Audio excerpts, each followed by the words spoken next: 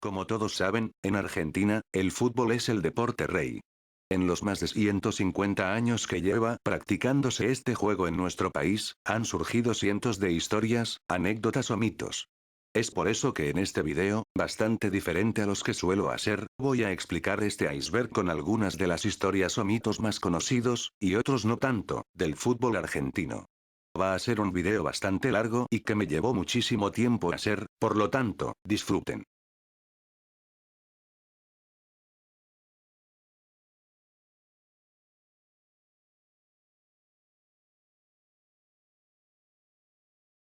Bajo el contexto de una dictadura, se realizó el Mundial de 1978. La selección superó sin muchos problemas la primera fase, pero en la segunda fase había que vencer a Perú por 4 goles o más para superar a Brasil y clasificar a la final ya que tenía mejor diferencia de gol. La selección hizo lo que tenía que hacer y superó a Perú, que era uno de los mejores equipos de la época, con un contundente 6-0.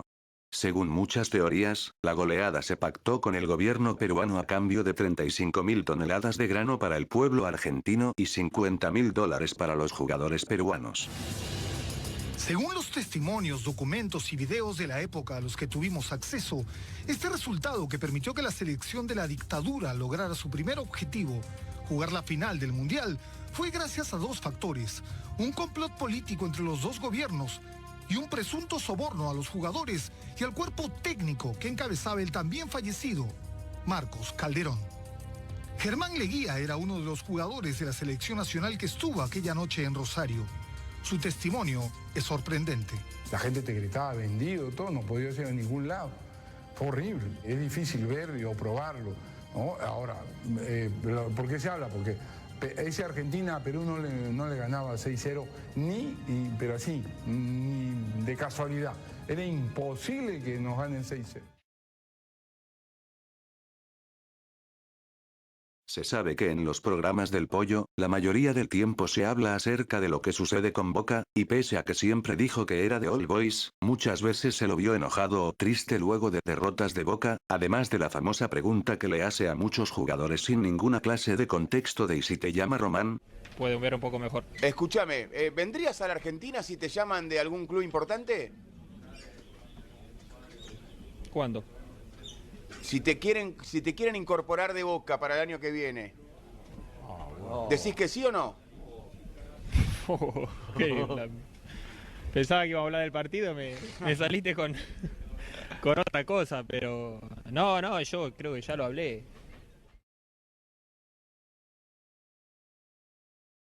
Fue un club fundado en 1898 por alumnos del Buenos Aires English High School.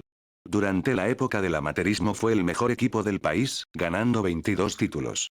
Lamentablemente desapareció en el año 1913. Sin dudas, un club importantísimo que marcó las bases del fútbol argentino. En el marco de los octavos de final del Mundial de Italia 1990, la selección dirigida por Bilardo, que no estaba jugando un buen torneo, se enfrentaría a Brasil, que era una de las principales candidatas. Los brasileños fueron muy superiores, aunque tuvieron muy mala suerte para definir. En un momento dado, Miguel Di Lorenzo aprovechó su ingreso a la cancha para atender a Troglio y le ofreció a Branco un bidón con agua mezclada con Rohypnol, un somnífero que causó que minutos después se lo vea al jugador completamente perdido y desorientado. ¿Sabés qué? Claro, estaban todas las cosas y tomó Branco y venía a tomar Baldo, venía a tomar todo lo bueno, ¿viste? Y yo decía, que tome. Y al Branco le digo, estoy en casa y yo le digo, ¡Branco, no!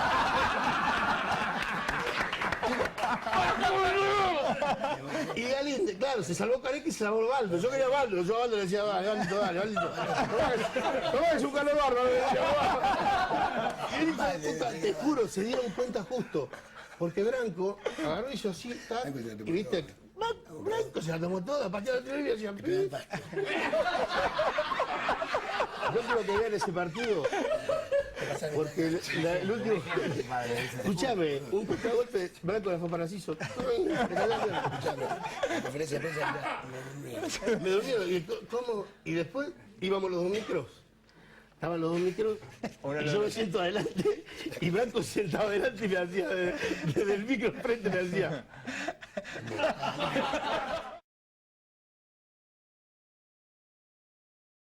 En esta categoría entran todos los recintos que, ya sea porque no se los pudo mantener más, o porque sus clubes se mudaron a otras localías, terminaron en el abandono. Uno de los más famosos fue el Estadio Bicentenario de Catamarca, inaugurado en 2010 y clausurado en 2016, aunque hay que aclarar que en septiembre de 2022 fue reinaugurado. Este partido es uno de los más curiosos que se jugó en el país, ya que se rompieron dos récords que siguen en vigencia. La mayor goleada y el máximo goleador en un partido del fútbol argentino, Juan Alberto Taberna, quien ese día marcó 7 goles. Una de las mayores tragedias del fútbol argentino en el último tiempo sucedió el día 21 de enero de 2019, cuando la avioneta que transportaba al jugador procedente del Nantes y que acababa de firmar con el Cardiff de la Premier League, se estrelló contra el Canal de la Mancha. Un gran jugador que en ese momento era goleador en Francia y estaba por jugar en la mejor liga del mundo. Una completa pena. Se dice que esta histórica derrota ocurrida en La Paz en 2009, fue una orden del expresidente de la AFA, Julio Grondona, hacia los dirigidos por Maradona. Y es que él estaba en contra de que se disputen partidos en la altura, por lo que caer goleados sería la excusa perfecta para demostrar que jugar, en este caso, a 3.600 metros sobre el nivel del mar afecta muchísimo al rendimiento de los jugadores. Micheli García está habilitado y esto vale, Martín tiene el primero, gol de Bolivia. Y ahí se viene Gatti Ribeiro. Ya la recuperó Maxi. Lucho quiere pegarle. Lucho. ¡Oh! Vamos Carri, El arquero argentino, Juan Pablo Carrizo. Y va a pegar esa pelota Botero. Botero. Gol de Bolivia. Botero. Por adentro entra 1, 2, 3 y levanta la cabeza. Queda solo Da Rosa. De un tiro libre Da Rosa tiene el gol. De un tiro libre a favor de la Argentina. La pelota va para Martins en la espalda de Heinze. Si la cambia está Botero solo. Martín, que es libre, entra al 10. Botero. Gol de Bolivia. Debe ser de lo peor en rendimiento de la Argentina, pero habrá que investigar cuáles fueron las razones, ¿no? Gatti Ribeiro por arriba tiene el gol. Acá va, gol. El centro le quedó para Botero. Pide en mano Botero. Viene el remate de Torrico. Gol de Bolivia.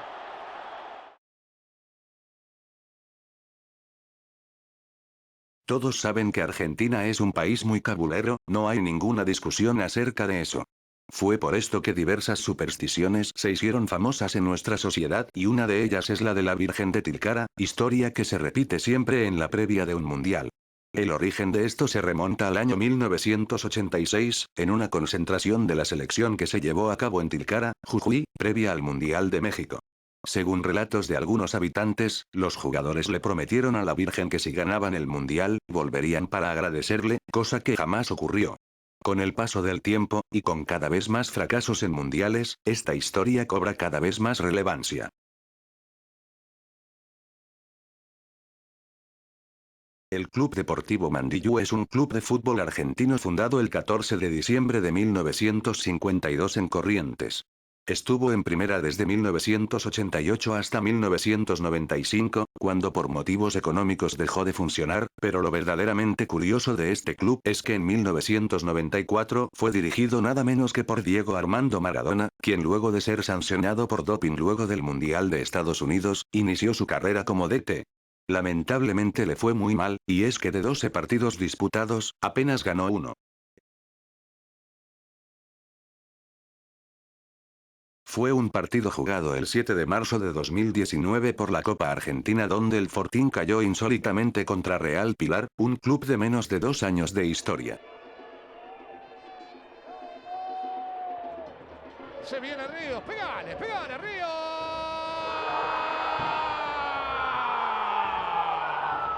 ¡Gol!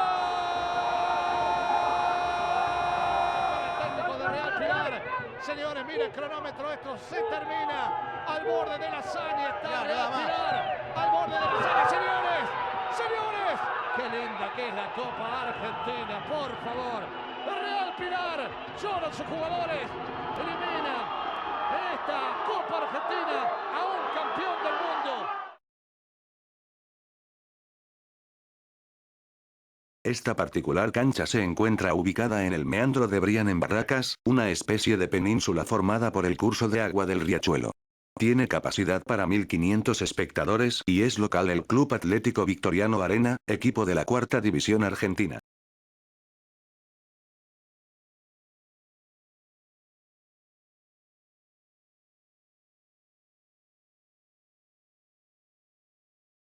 El torneo 88-89 inició el 5 de septiembre de 1988 y terminó el 28 de mayo de 1989. Este campeonato fue único y será recordado por una reglamentación particular, y es que no habían empates, sino que se iba a desempatar mediante penales. El equipo que perdía conseguía 1 punto, y el ganador 2 puntos. Finalmente la idea fracasó y para el año siguiente la sacaron. Una curiosidad de este torneo fue el partido entre Argentinos y Racing, donde el bicho venció a la Academia nada menos que 20-19 en una tanda donde se patearon 44 penales.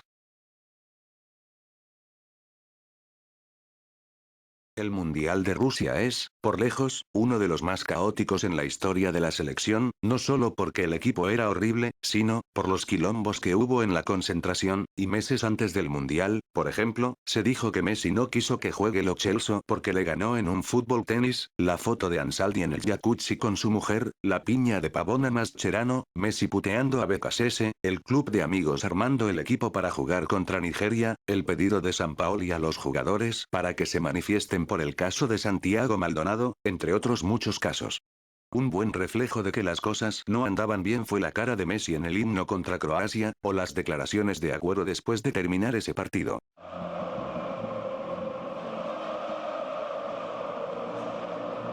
Sampaoli dijo que por ahí los jugadores no se adaptaron al proyecto, que el proyecto fracasó. ¿Sentís que a ustedes les pasó eso? Que diga lo que quiera. Mira, partido. Ese es un boludo, vos lo ves, Mascherano le dice a Caballero, sos un forro, mira el golpe que te hiciste, la concha de tu madre, empezó a putear. Y Pavón le dice, se da vuelta cada vez y dice, basta, si no le digas más nada, por el pibe. No hay nada, pero dejalo, ya está, ya se lo comió el gol, no lo maté. Y Mascherano le dice, ¿qué te pasa, nene, pendejo?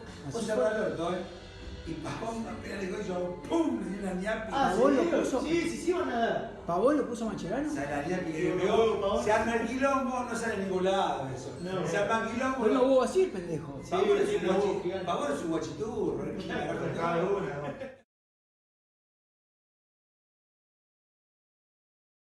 Durante el trofeo Johan Gamper de 1971, se enfrentaron, por semifinales, Chacarita y el equipo más poderoso de Alemania, el Bayern Múnich. Se creía que este encuentro iba a ser un trámite para los alemanes, sin embargo, el funebrero se hizo dueño del partido y con buen fútbol ganó por 2-0, incluso, pudo haber sido goleada si Vargas no erraba un penal a los 90 minutos, que hubiera significado el 3-0. Manuel Valdés fue un brujo nacido en Tucumán en 1960. Por lo que se decía, curaba y traía buena suerte, se hizo famoso luego de que equipos como Independiente o Estudiantes lo contrataran para acompañarlos, incluso estuvo con la selección argentina en el 3-1 a Ecuador en 2017. Lamentablemente falleció por COVID en 2021. Fue un reality que se empezó a emitir en 2006, donde se mostraba el día a día de Atlas, un modesto club de la Primera D, o sea, de la 5ª división, que hasta ese momento nunca había ascendido. Entra Martín, el tanque Jiménez, hace un drible en el tanque, le pegó por arriba a Martín.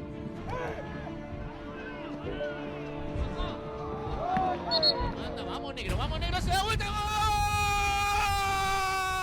Dentro de la cancha dejé los huevos, dejé el corazón, dejé mis últimas lágrimas, dejé todo. Salí de la cancha y sin nada, no me quedó nada.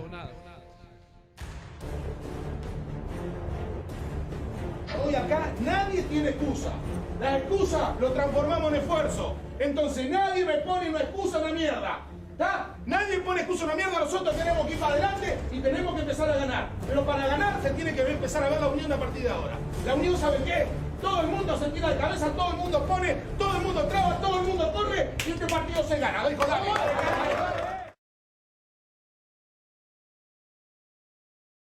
Uno de los episodios más bochornosos de la historia del fútbol argentino se vivió cuando en las elecciones por presidente de la AFA, Marcelo Tinelli y Luis Segura, empataron 38-38, sabiendo que habían 75 asambleístas presentes. Pero la puta madre, hablemoslo con el presidente, a ver que venga presidente, a ver. ¿Cómo salió? Es imposible. ¿38-38? Es imposible. ¿Y ahora qué hacemos? Hay que hacer la elección de nuevo. Hay que hacer la votación de nuevo. No. Lo puso doble.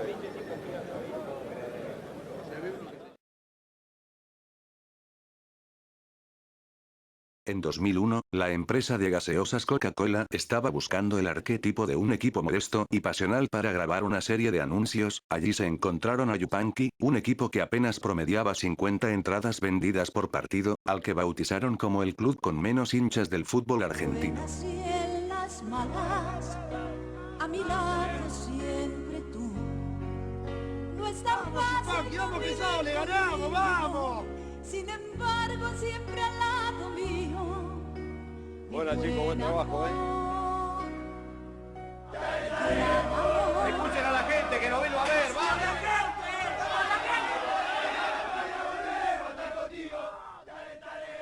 Más, me das cada día más. Aleluya con el rojo. Aguante, Yupanqui. El equipo con menos hinchas del fútbol argentino. Puede ser, pero no con menos pasión. Probablemente, el mayor fracaso en la historia de la selección argentina. Ocurrió durante las eliminatorias rumbo al Mundial de México 70, donde Argentina compartía grupo con Bolivia y Perú, un grupo que parecía sencillo pero que terminó siendo todo lo contrario, y es que de 4 partidos apenas le pudo ganar a Bolivia de local en una eliminatoria absolutamente pobre, donde se vio reflejada toda la inestabilidad política que sufría la AFA en aquellos años. En la década de los 80 el verdolaga estaba en su apogeo. No solo porque tenía un gran equipo de fútbol, sino que además, competía a un gran nivel en deportes como básquet, tenis, vóley y atletismo. Muchos de sus deportistas incluso competían en el extranjero y traían medallas. En un momento llegaron a tener 50.000 socios, muchos de ellos con una gran vida de club. Lamentablemente en los 90, luego de que Timoteo Grigol culminara su segundo ciclo como técnico, el fútbol comenzó a decaer, y por ende, el resto de disciplinas. Este insólito partido jugado en el año 1994 denominado Copa Miracolo enfrentó en la Ciudadela al club de la capital tucumana y al club de la capital italiana. Increíblemente, los cirujas vencieron por 1-0 con gol de José Celaya y salieron campeones de esa extraña copa. Bien, Mario Jiménez. Y se fue bueno. Pelota Gime. Atención, el remate. ¡Gol! ¡Celaya, gol! ¡Gol de San Martín! Entregando ya, ahí está Pablo Tiburci, una jornada histórica para los equipos tucumanos. Pablo. Sí, Celaya recibió de manos del gobernador Ramón Ortega en la Copa San Miguel de Tucumán. En estos momentos, el gobernador entrega a Montelongo la copa. Celaya ha sido una de las figuras y el gol... Este es el nombre con el que se conoce a la temprana eliminación de la selección argentina en el Mundial de 1958 a manos de Checoslovaquia, en un partido que finalizó 6-1. La derrota, considerada humillante, trajo consecuencias de carácter inmediato y otras que influyeron decisivamente en el desarrollo posterior del fútbol argentino. Las críticas de los distintos medios gráficos de la época comenzaron a caer sobre el presidente de la AFA, Raúl Colombo, y el cuerpo técnico, mientras que el plantel fue recibido en el aeropuerto de Ezeiza con insultos y arrojando monedas. Guillermo Stabile renunció a la dirección técnica tras este episodio, cargo que mantenía desde 1939 y en el cual había logrado 6 campeonatos sudamericanos. Según afirmó Amadeo Carrizo, arquero de esa selección, algunos periodistas argentinos que estaban en Suecia le pidieron a la gente que fuera a buscar a los jugadores al aeropuerto con palos y piedras ya que afirmaban que eran unos vendepatria. La tragedia de la Puerta 12 fue un suceso fatal que ocurrió el 23 de junio de 1968 en la cancha de River, cuando murieron aplastadas 71 personas, con un promedio de edad de 19 años, y resultaron heridas 113 personas, a la salida del partido entre River y Boca. Se trata de la mayor catástrofe de la historia del deporte argentino. Según diversos testimonios, el sector de salida a la calle, luego de las escaleras, no se encontraba liberado, y la presión de la multitud que salía causó el fallecimiento de las 71 víctimas, la mayoría de los cuales eran menores de edad y todos hinchas de Boca. En un amistoso disputado en 1974 en el Estadio Marte Arena de Salta, el humilde equipo jujeño dirigido por José Yudica le ganaría increíblemente al Milán. Años más tarde, en 1978, Zapla fue invitado por el club de Italia a jugar un triangular en Europa, donde también se enfrentó ante el Barcelona. Ante los españoles fue empate 2-2 y triunfo en la definición por penales, mientras que ante el Milán volvió a ser victoria por 1-0 del club conocido como la Trituradora del Norte. Este mundial es conocido como el mayor fracaso de la selección argentina en los últimos 50 años. La selección de Marcelo Bielsa venía de hacer 43 puntos en unas eliminatorias brillantes y de ganar en amistosos a selecciones europeas como Italia o Inglaterra.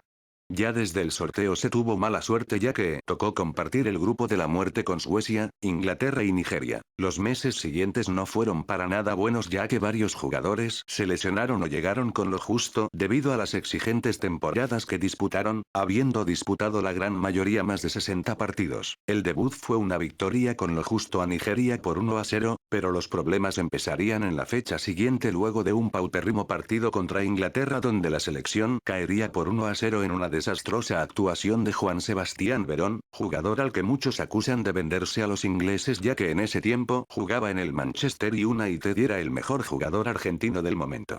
La última fecha contra Suecia fue más de lo mismo, una Suecia defensiva y una Argentina ineficiente en ataque. Los suecos se adelantaron con un golazo de tiro libre y Argentina logró empatar en los minutos finales pero no fue suficiente. Verón ingresó en el segundo tiempo y jugó otro partido horrible. Los principales señalados de este fracaso fueron él y Bielsa, a quien se lo criticó duramente por convocar a un canigía de 35 años semi-retirado, jugar con un solo 9 en vez de poner a Crespo y Batistuta juntos y no llevar al mundial a Riquelme o Saviola.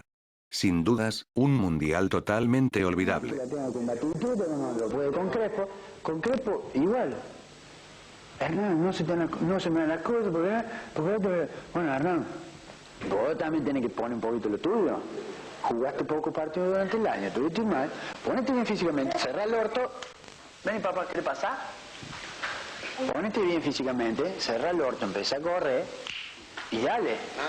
O sea, acá es muy fácil decir no, porque lo que teníamos que hacer, sí, yo estoy de acuerdo que lo que teníamos que hacer los goles tenemos que asumir la responsabilidad. Pero vos, curioso, el primero si vos eres el 9. A mí de los centros, al primer, vos tenés el arco así, yo lo tenía así, culiao. O sea, no sé si me entiendes lo que te digo. Yo tengo el arco así, vos lo tenés así. Y vos sos más fácil. Si no, déjame jugar a mí 9, anda a correr vos de 11, correlo al 4 hasta allá, volvé y tirame el centro.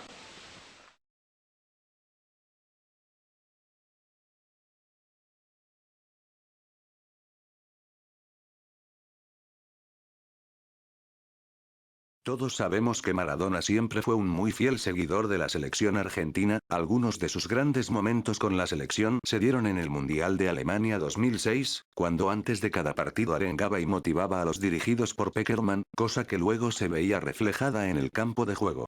Se dice que en los cuartos de final, los alemanes le impidieron el ingreso a Maradona al estadio, por esto, los jugadores salieron sin esa motivación de partidos anteriores y terminaron perdiendo por penales. Se le dice así al partido que disputaron Lanús y Platense por la permanencia en primera en 1977, donde luego de 120 minutos y 22 penales pateados, el Calamar se impuso al Granate por 8-7 y se quedó en primera frente a 50.000 hinchas de ambas parcialidades. Durante algunas transmisiones se han podido ver extraños seres o cuerpos, algunos se demostraron que eran cosas mundanas como errores en la transmisión, alguna ilusión causada por la luz, un reflejo, entre otras cosas. Sin embargo, hay casos difíciles de explicar, quizá el más famoso de estos fue la extraña cosa que se vio en el Racing River de 2014. Parece que uno de los dos se viene, Hay alguien que no está bien en Racing, ojo, Se viene el tiro libre. Atención. Le pegará Ferreira, ¿lo dejarán? Presionando a Videla. ¿Cómo acompaña la jugada Videla? Todo. En la final de la Copa Sudamericana del 2002 en el Morumbi, Sao Paulo se iba al entretiempo venciendo 2-0 a Tigre.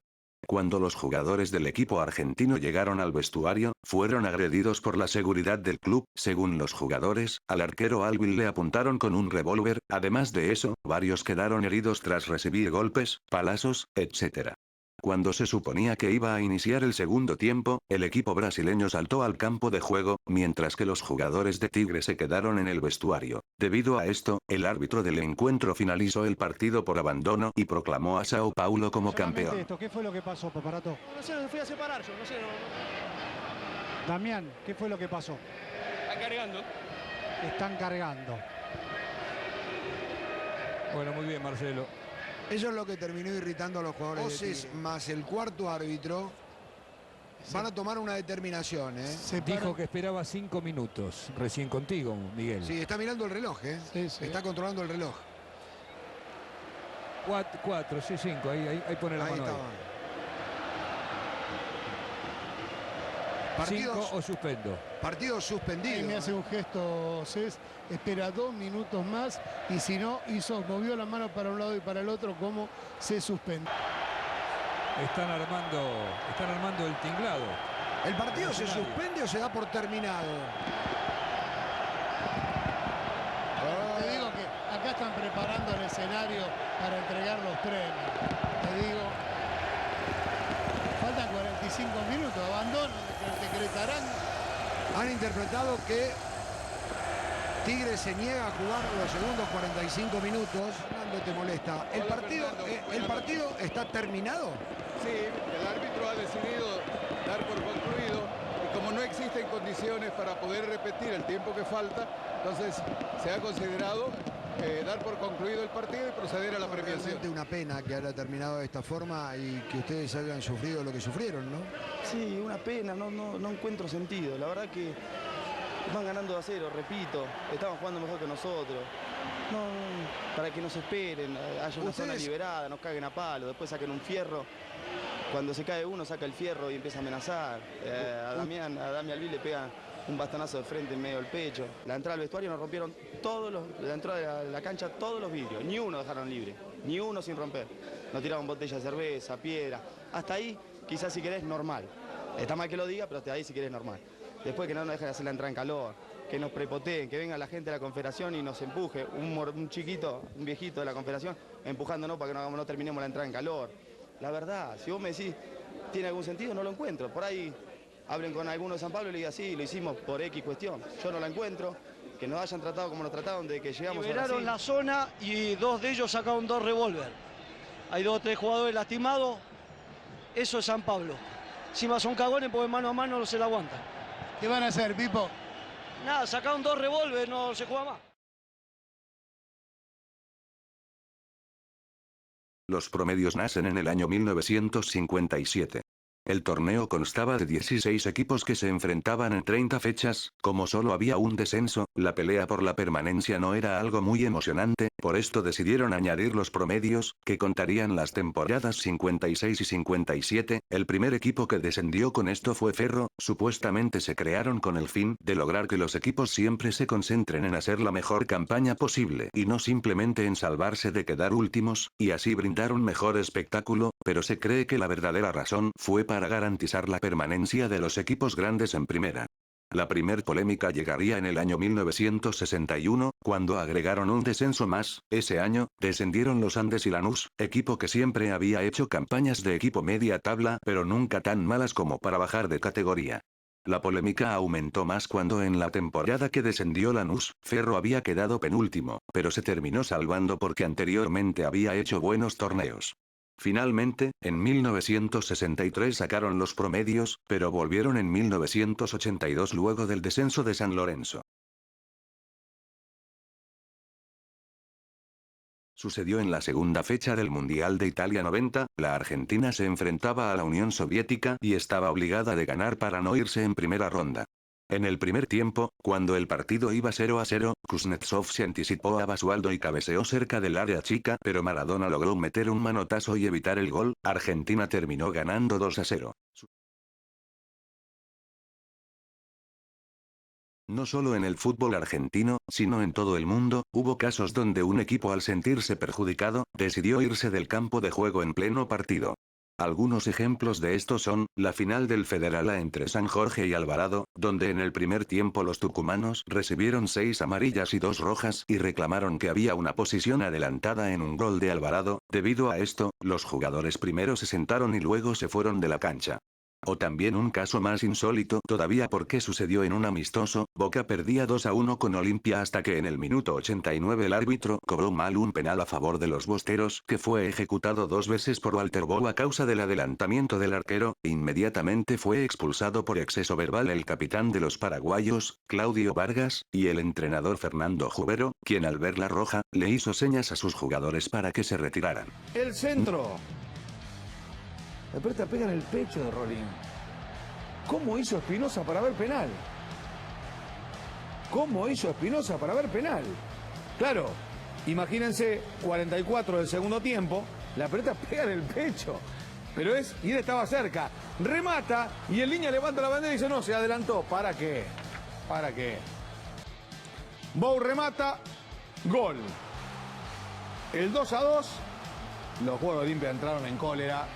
Se enojaron muchísimo y con razón. Por otro lado, el reclamo de los hombres del decano, Claudio Vargas, por ironizar, se va expulsado. En realidad hay que reconocer que le faltó respeto a la autoridad de Espinosa, aunque Espinosa demostró poca autoridad, resolviendo algo que no pasó. Es difícil ver algo que no sucedió. Los jugadores de Olimpia se enojaron y dijeron, vámonos, listo, los penales que lo patee Espinosa. Nosotros nos vamos. Emiliano Belfiore está siguiendo la transmisión. Saludo grande para Emiliano. Atención que tiene gol Molina. Molina de gol, Molina de gol, Molina de arquero. Rebote López y gol. Gana el Torito 1-0. Cuando hay un tumulto y una roja, Juan. Una roja también para los jugadores de San Jorge. Gana Alvarado. Gana 1-0. Es todo suyo por la espada. Está muy bien físicamente, eso le da un plus, Sí, totalmente, eso le da otra chance cuando hay varios que se tiran al suelo. Se tiran los jugadores de San Jorge. Se tiran al piso los jugadores de San Jorge. Se terminó el partido, me parece.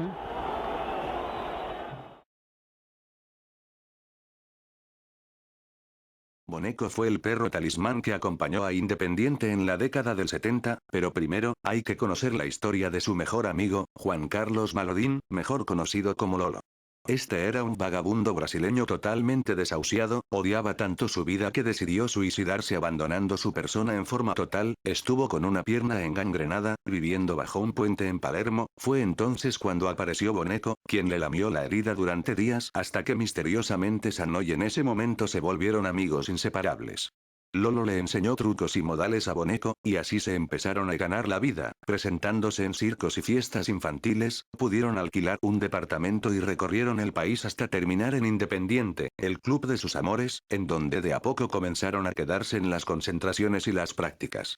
Los jugadores le tomaron un gran cariño y lo adoptaron como mascota, los empezaron a llevar a todos lados, sobre todo a los partidos de Libertadores. Boneco ingresaba a la cancha con 2 banderines en la boca, posaba con los jugadores y después daba la vuelta por toda la cancha saludando al público.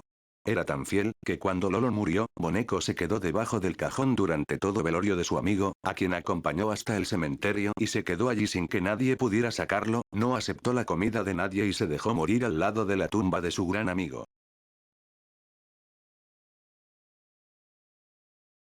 Esta teoría reza que el DT, en su segundo ciclo con Argentina, sufrió de un boicot por parte de varios de sus jugadores, y es que, la selección jugaba un muy buen fútbol, e incluso, no parecía que iba a tener inconvenientes en ir al Mundial, hasta el 2008, donde la selección empató 4 partidos consecutivos y se notaba que los jugadores querían un cambio de aire, por esto, se dice que varios de estos fueron para atrás en la derrota frente a Chile 1-0. Posteriormente, Basile renunció y Maradona asumió como DT.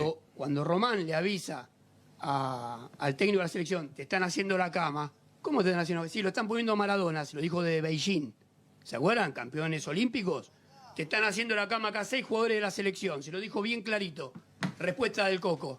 No pasa nada, no pasa nada, le hicieron la cama. ¿Quién entró como técnico? Maradona. ¿Qué pasó con Riquelme? Peleado con Maradona, no jugó el Mundial. Esta teoría está ligada directamente al caso de Basile. Se dice que este grupo, del que formaban parte Messi, Agüero, Tevez, Mascherano, e Ince, etc., fue el causante de la renuncia de Basile. Además, años después se culpó a este supuesto club de dirigir a la selección desde las sombras, convocar jugadores por conveniencia o ir para atrás si un DT velaba en contra de sus intereses. Quizá el punto máximo de esto, fue el bochornoso Mundial de Rusia 2018. Daniel Passarella, en ese entonces director técnico de la albiceleste, se había quejado por tener que jugar en la altura y lo había definido como inhumano. El Kaiser era uno de los propulsores de que se prohibieran a la ciudad de La Paz como sede para la Copa América disputada en Bolivia en 1997. El estadio Hernando Siles fue un verdadero hervidero, dentro y fuera del terreno de juego, por todo lo que se había hablado. El partido lo ganó Bolivia por 2-1, aunque lo más importante sucedió cerca del final cuando Julio Cruz buscó una pelota que había salido del terreno y fue agredido con una trompada en el pómulo derecho por el chofer del colectivo del combinado local. El delantero fue llevado al vestuario con Passarella, Luis Cebeso y Diego Caña. A partir de allí, un verdadero papelón, la selección terminó jugando con 8 futbolistas debido a las expulsiones de Nelson Vivas y Gustavo Zapata y siendo dirigida por Alejandro Sabella, uno de los ayudantes del Kaiser. Una vez finalizado el partido, y en medio del escándalo que eran los pasillos del estadio, desde el seleccionado nacional autorizaron a los fotógrafos a ingresar al camarín visitante. La sorpresa fue que Cruz presentaba un corte en el pómulo izquierdo, donde no había recibido ningún golpe, y que era lo que se quería mostrar con el fin de poder ganar por escritorio. Nunca quedó del todo claro lo que pasó con Cruz. Cuando la coartada albiceleste quedó expuesta en las imágenes, se intentó convencer de que el jugador se había caído en el vestuario. Lo cierto es que a pesar del paso del tiempo, nadie quiere hacer demasiada referencia acerca de aquel bochornoso hecho. En 1996, antes de la llegada de Bianchi, Boca arrastraba una sequía de 4 años sin títulos. Durante ese transcurso, pasaron varios técnicos exitosos con el fin de hacerle frente al River de Ramón Díaz, pero ninguno lo podía alcanzar. En ese contexto, la hinchada de Boca mostró su descontento colgando una bandera negra que decía gracias por el campeonato.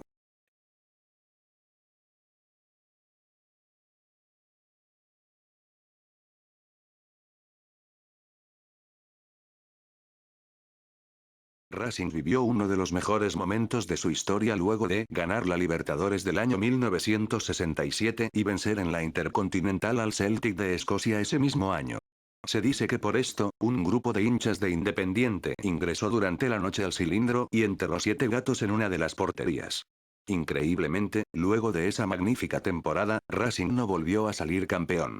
Se rumoreó mucho tiempo acerca del hecho de los felinos hasta que en 1980, el DT Juan Carlos Lorenzo ordenó buscar estos gatos, se desenterraron 6 y para acabar con la maldición hizo que entierren 6 sapos, pero nada cambió, el equipo no conseguía títulos, inclusive se fue a la B en 1983. En 1998 se removió el terreno completo de la cancha para poder encontrar los restos del último gato, luego se hizo una misa y Racing volvió a ser campeón argentino en 2001, 35 años después del último campeonato local. Padre, una parte de Dios es de Racing. Mira, parece que no es muy fanático porque no gana nunca. Victorio Casa fue un futbolista que jugó en San Lorenzo, Platense y Quilmes. El 11 de abril de 1965, Casa paró su auto en una zona prohibida militar y le dispararon con una ametralladora. Las heridas le produjeron la pérdida del brazo derecho. Esto no fue un impedimento para continuar su carrera en San Lorenzo, club en el que lo apodarían como el Manco. En abril de 1982, en Olavarría, la poderosa selección de la Unión Soviética se enfrentó en un amistoso ante Loma Negra como preparación para el Mundial de España 82. El partido se jugó el día 17 de abril, y para sorpresa de muchos, el equipo local terminaría ganando por 1-0 con gol de Mario Usillos, cortando así la racha de 18 partidos sin perder de la selección de la Unión Soviética. Una divertida anécdota en un año marcado por el dolor a nivel nacional que ocasionaban las noticias de la Guerra de Malvinas.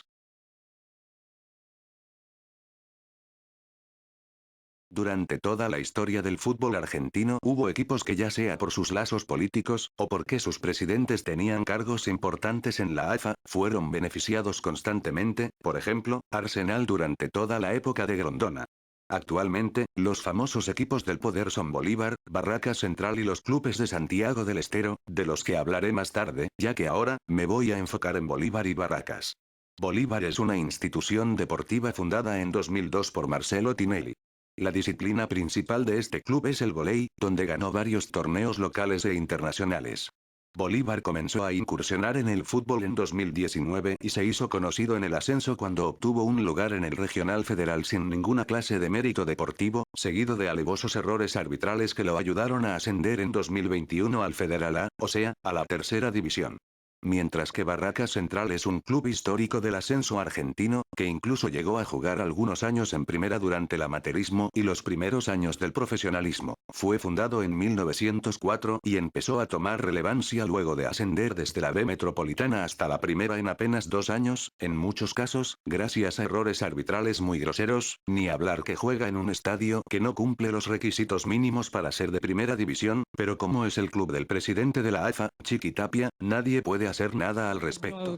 Nos pegaban, no cobraba una, nos tiraban todos, no cobraba una, ellos se tiraban, era falta, era una vergüenza. Bolívar visitaba el Fortín, de Olavarría, partido que terminó 2-1 para los de Tinelli. 2 polémicas se llevaron la noche. Una plancha visible del delantero antes de convertir un tanto. Es plancha, Cristian, la estoy viendo nuevamente, es plancha, quédate tranquilo, viene de atrás. Y luego un gol mal anulado para el local. Barrientos busca a Arco, la peina en el camino, está gol.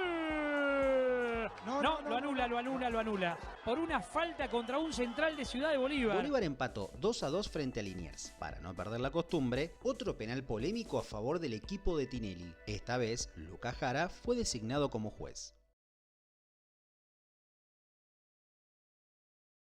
Era un 22 de diciembre de 1992. Boca y San Martín de Tucumán se enfrentaban por la última fecha del torneo Apertura. Aquel Boca de Tavares perdía 1-0, pero logró empatar el partido y salir campeón luego de 11 años, pero lo que no muchos recuerdan es el inmenso manto de sospechas que cubrió a ese partido durante años. Las hipótesis que se generaron a partir de un resultado que favorecía a los dos equipos y que finalmente se dio tras un segundo tiempo en el que ni Boca ni San Martín cruzaron la mitad de la cancha. Ricardo Solves fue uno de los grandes protagonistas de aquella jornada. El delantero de San Martín metió el gol del 1-0 en el arco de la 12, pero no lo gritó, apretó tímidamente el puño y casi ningún compañero fue a abrazarlo. Según palabras de él, Boca hacía mucho no salía campeón y esa mezcla de presión y nerviosismo se sentía. Recordó que cuando llegó a Buenos Aires y al entrar a la concentración del Hotel Savoy les avisaron que había una amenaza de bomba. Luego cuando le preguntaron sobre el gol dijo que se dio en una jugada rápida, un pase largo que cayó entre los centrales y que llegó a tocarla al segundo palo. No tenía compañeros cerca, estaba él solo, y cuando volvió a su campo lo saludaron un par, pero en la imagen casi ni se ven. En la previa de México 86, Daniel Pasarela era una de las figuras de la selección e ídolo popular luego de la obtención del Mundial en Argentina 78. Lamentablemente, un sospechoso virus que contrajo días antes de la competencia, le impidió siquiera jugar un solo minuto en México. Como era sabido que no tenía una buena relación con Maradona, el mito dice que Bilardo habría optado por apartarlo de la competencia intoxicándolo con un laxante. Este fue uno de los típicos partidos en los que la victoria podía ayudar al clásico rival. Resulta que por la fecha 13 de la Apertura 98, el Boca de Bianchi era el líder y le sacaba 4 puntos a su escolta Gimnasia de La Plata. River se enfrentaba a Gimnasia y empezó ganando 2-0, pero inexplicablemente se lo dieron vuelta 3-2, con groseros errores defensivos. Sin embargo, el verdadero morbo creció cuando los hinchas millonarios festejaron los goles del Lobo mientras alentaban a Gimnasia. Frente a Bonano, acaba la jugada. Es difícil de donde estamos nosotros, ¿no? Si las manos de Bonano tocan la pierna de Mesera con la velocidad que viene, cae, que ayuden, que den una mano, no lo dejen libre a Aymar por allá. Pablito desequilibró en esta jugada y casi viene. Ahora River es el que busca. Viene para Álvarez. La marca será del defensor de Gimnasia. Cada 23 de noviembre, los canallas celebran el Día del Abandono como debe ser, con recuerdos cargados de la euforía que se merece un día histórico. Para los hinchas de Rosario Central, el Día del Abandono refiere al 4-0, una goleada que, para ellos, fue memorable, con la cual aplastaron a Newell's, su clásico rival, pero no solo eso, y es que este día se llama así porque en el segundo tiempo, viendo que la goleada no iba a parar y cuando estaba con 7 jugadores por expulsiones, Newell's decidió no seguir jugando, un jugador se tiró al piso y dijo que no podía seguir por lesión y el árbitro tuvo que respetar el reglamento y terminar el partido por ausencias, impidiendo así que la goleada siga. Coudet, el centro de Coudet. Arriba Macera, Tesi, cabeció muy bien. ¡Gol! Le pega Palma, espera Carbonari, va arriba, sacó. Le quedó a Coudet. ¡Gol! Va Carracedo, va Carracedo, va Carracedo. La hizo para el Carracedo. ¡Gol! Para Jara, para Daniele. La deriva atrás para Carbonari, le pegó al arco. ¡Gol! Vos querías saber qué le decía Sanabria a Goico, ¿no? Ahí está, ¿no? A veces es preferible terminar, ¿no? Que no te goleen un poco más. Terminar. Se acabó el partido. Más. Terminó el partido. Terminó el partido, ha quedado con 6 jugadores Newell's. Ya agotó los cambios, se lesiona Herrera. Si bien son solo rumores, se dice que el conductor habría ingresado al hospital Los Arcos, para que le resuelvan un, entre comillas, pequeño problemita, del que supongo que todos saben de lo que hablo, acompañado por su amigo, el Cholo Simeone. La gente presente dijo que Tinelli llegó al hospital en un vehículo polarizado y los médicos decían que tenía un tema que resolver. Llegó la confirmación por una chica que trabaja en la guardia y finalmente toda la clínica cerró sus puertas. Según este rumor, antes de la final entre Boca y Estudiantes de 2006, Fernando Gago había dado positivo en un control antidoping, justo en el momento en que se estaba realizando su pase al Real Madrid. Entonces, Boca y la AFA decidieron no sacar a la luz el problema que había surgido, debido a que si la noticia se expandía, los madrileños no estarían de acuerdo en contratar a Gago. El pacto de Boca con la AFA habría sido que el caso no saliera a la luz, pero a cambio Boca tenía que dejarle el campeonato a Estudiantes.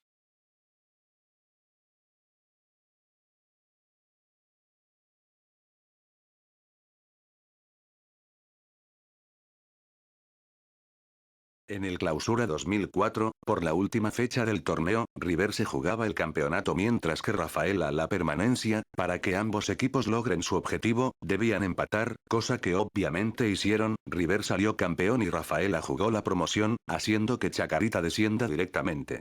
Según se cree, un grupo de hinchas de Chacarita, con ayuda de una bruja, le hicieron un conjuro a River, que consistía en que hasta que el Millonario no descienda, la debacle no terminaría.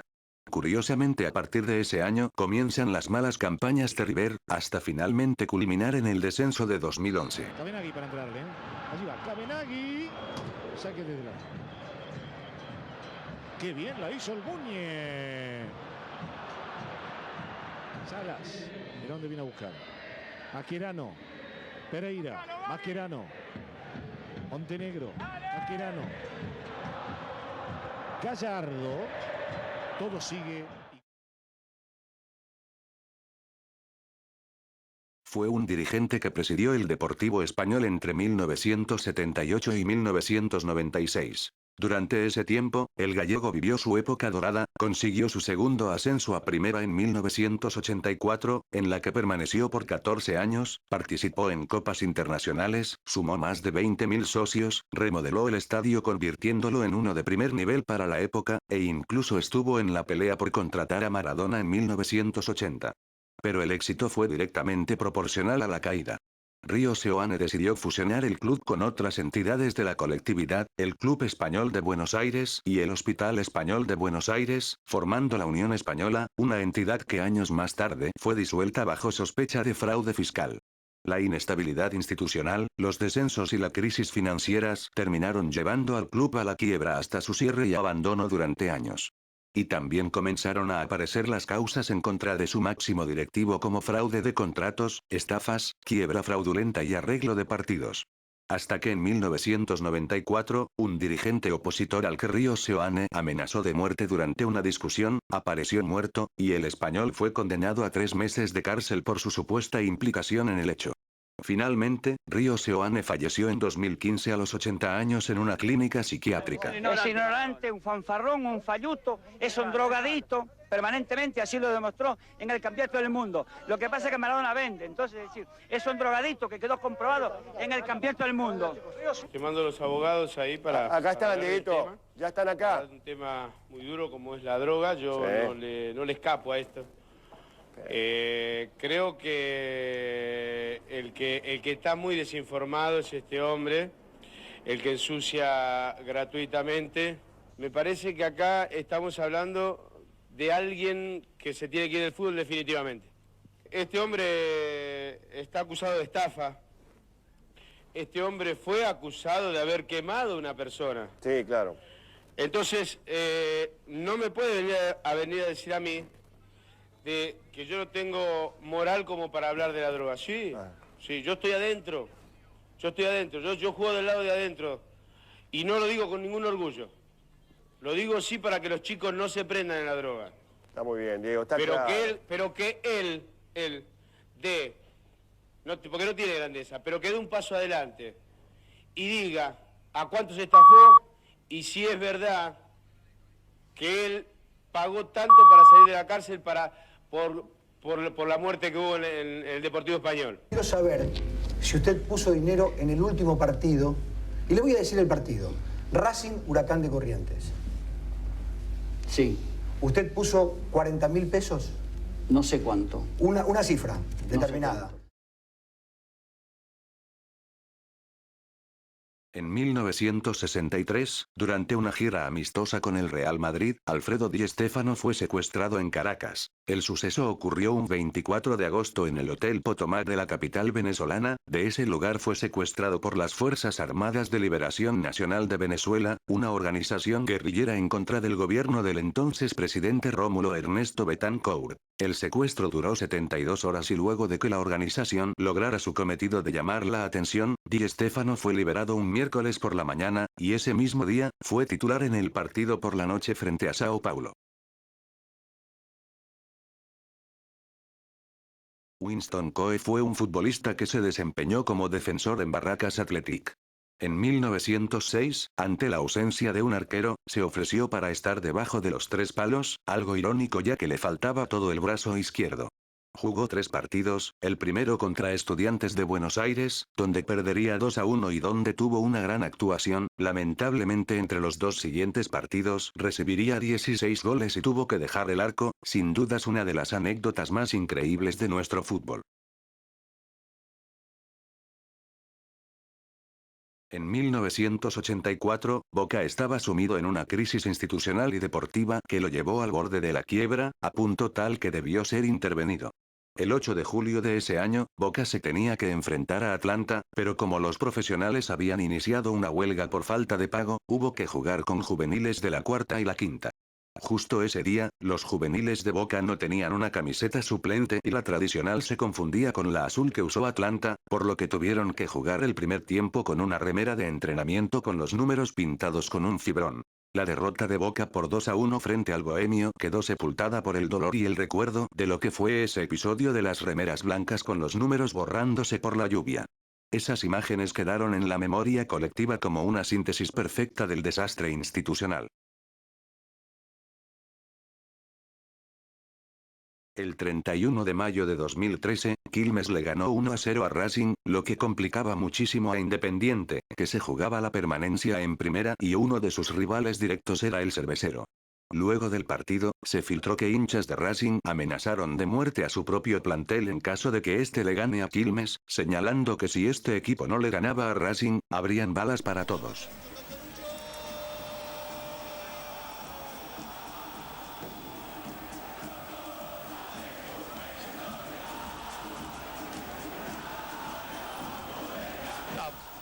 Pensaban que empataban rápido, por eso era esto. Pero ni se agarraron la cabeza, ni puteó uno. Como en cada torneo, la selección contaría con un grupo de apoyo pago por los dirigentes deportivos, políticos y sindicales de turno. Para México se habían anotado 28 barras de Boca, liderados por José Barrita, a ellos se sumaron 12 de Estudiantes, 7 de Chacarita, y otros tantos de Vélez, Talleres, Racing y Nueva Chicago. En mayo, todos emprendieron el viaje para llegar antes del debut contra Corea del Sur. Pero la jornada clave vendría más adelante, en los cuartos de final, porque a la selección le tocaba jugar contra Inglaterra y para los barras pelear contra los hooligans era inevitable, además, sabían que no sería censurado desde Buenos Aires, sino que todo lo contrario.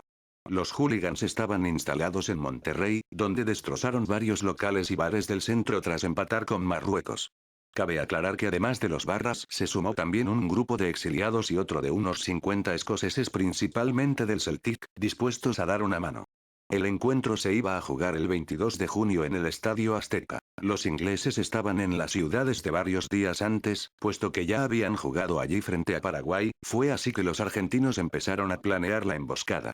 La inteligencia la hizo el grupo de escoceses para saber por dónde se movían sus pares del Reino Unido, los exiliados, que conocían la capital, aportaron los detalles de cuál era el lugar exacto para poder arrinconarlos, y así, sacarles las banderas, que era el objetivo principal de la revuelta.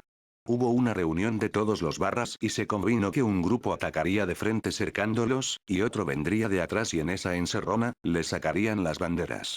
A la hora señalada, los argentinos se distribuyeron tal como se había planeado, los hooligans del West Ham, Chelsea, Newcastle y Manchester United caminaban por la avenida Reforma con sus banderas cuando un grupo de barras empezó a llevarlos hacia la plazoleta. Una vez allí, desde atrás, salió el resto del grupo, liderado por la 12, la pelea duró 20 minutos hasta que, superados en número, los hooligans se dispersaron dejando atrás, en la huida, varias banderas de sus clubes y de la selección, que después por televisión para todo el mundo, la barra argentina las mostraría como señal de victoria. Lo mismo ocurrió a la salida del Azteca, cuando algunos ingleses quisieron recuperar sus pertenencias y terminaron en el hospital. Fue así que la barra argentina se consagró como la barra de México 86. Uno de los mitos más repetidos es que la Junta Militar financió la construcción del estadio de River. Surgió cuando el millonario construyó la tribuna Sibori Alta para el Mundial Argentina 1978 y quedó instalado en la memoria colectiva hasta hoy. Lo cierto es que el estadio de River fue inaugurado en 1938, 4 años después de la compra de los terrenos en Núñez, gracias al préstamo con el banco hipotecario.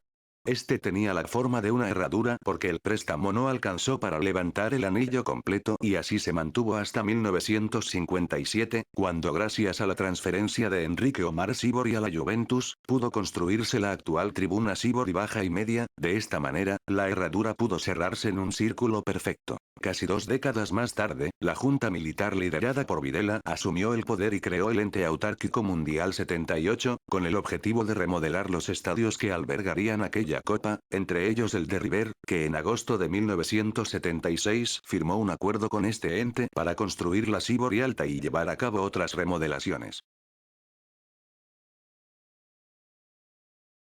En 2020 salieron a la luz audios del año 2013, donde Marcelo Tinelli, vicepresidente de San Lorenzo en ese entonces, le pide a Grondona árbitros y horarios de partidos para favorecer a San Lorenzo. No, hablé bien, muy bien, sí, perfecto, ahí me está yendo a la cancha. Ahí hablé con Cantero, dice que usted le había sugerido Truco. A mí Truco no me gusta, Julio. ¿No se puede poner a Delfino? Que Cantero no tiene problema en poner a Delfino al partido con Independiente. El mejor árbitro argentino que nos pueda dirigir una vez. El que me dijo a mí, fue, ¿cómo se llama? Cantero. Cantero no, la Molina. Listo. No, pues me llamo Cantero, me dice, no, Pitana no lo quiero porque tal cosa. Le digo, a mí Pitana me parecía buen árbitro, pero no lo quiero porque me cagó en tal lugar. Bueno, listo, todo bien.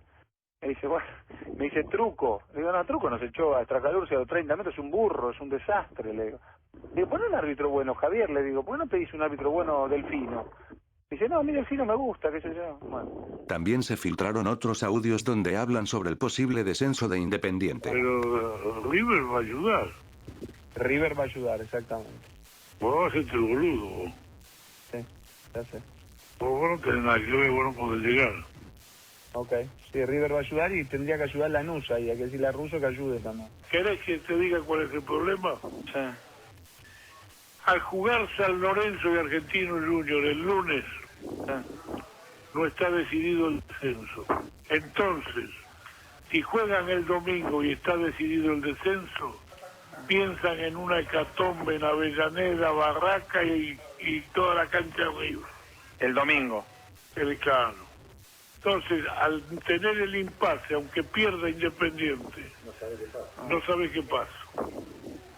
Eso te voy yo, que si llega a ganar o a ganar, desciende Independiente. Todo comenzó cuando faltaban 4 fechas para el cierre del campeonato de la B Nacional 1993-1994. Quilmes y Gimnasia de Jujuy no se daban tregua ya que solo uno obtendría el boleto a primera, es por esto que a algún dirigente del cervecero se le ocurrió que contratar a una bruja podía darles fuerzas para superar, de una buena vez, a los jujeños.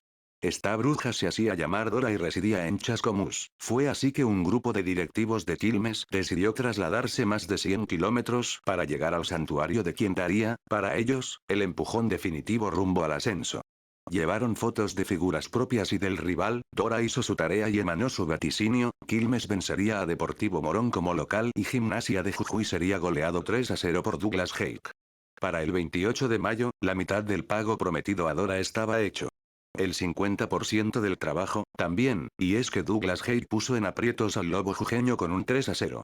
Quilmes jugaba ante Morón en su viejo estadio hasta el momento que un petardo lanzado desde la tribuna impactó en el defensor Enrique Cuenca Saldívar. El futbolista del Gallo fue retirado en camilla y el partido debió ser suspendido.